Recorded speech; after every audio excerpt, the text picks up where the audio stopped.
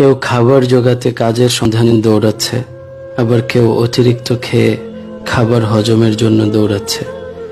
গভীর রাতে কারো পাজেরো গাড়ি থামছে নিষিদ্ধ পল্লীতে, ঘরে অপেক্ষারত স্ত্রী দীর্ঘশ্বাস ফেলছে। কেউ ভাঙা ঘরে থেকেও স্ত্রীকে নিয়ে অবিরত সুখের স্বপ্ন বুনছে। কেউ ভাবছে আর কয়েকটা দিন, ডিভোর্স পেপারে সাইন করলেই মুক্তি। কেউ একটা সম্পর্ক টিকিয়ে রাখার জন্য যুদ্ধ করে চলছে। কেউ সন্তান ডাস্টবিনে ফেলে দিয়ে দায়মুক্ত হতে চাইছে। কেউ একটা সন্তানের জন্য সারাটা জীবন হাহাকার করছে। কেউ লাখ টাকার ডাইনিং টেবিলে বসেও তৃপ্তি সহকারে ভাত খেতে পারছে না। কেউ পেঁয়াজ কাঁচামরিচ কচলিয়ে গোগ্রাসে ভাত গিলছে। কারো দামি খাটে শুয়েও আবার ঘুমের ওষুধ খেতে হচ্ছে। কেউ আবার হিমেল হাওয়ায় রাস্তায় ওভারব্রিজে অঘরে ঘুমাচ্ছে।